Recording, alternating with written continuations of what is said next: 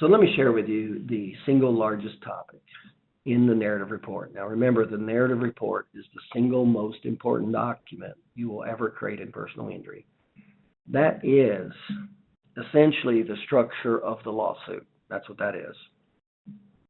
And it really goes from narrative report to deposition to trial testimony. That's kind of the flow chart. And it's all based on the narrative report. So in other words, your testimony essentially is your narrative report live. That's really what it is. So knowing how to give a good narrative report is unbelievably important. And the most important part of the narrative report is the big picture finding, the prognosis, okay?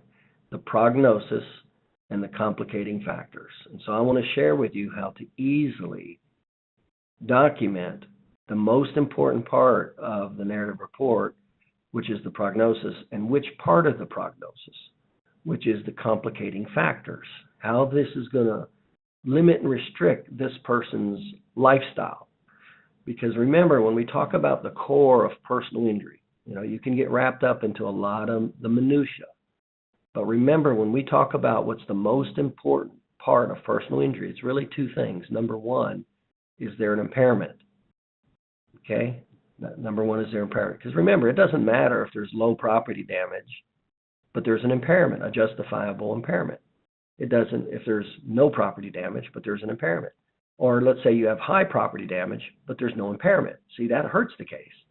That impairment, the justification of that impairment, of course, we teach that with mechanism of injury, injury magnifiers, subjective findings, hybrid findings, and objective findings at MMI.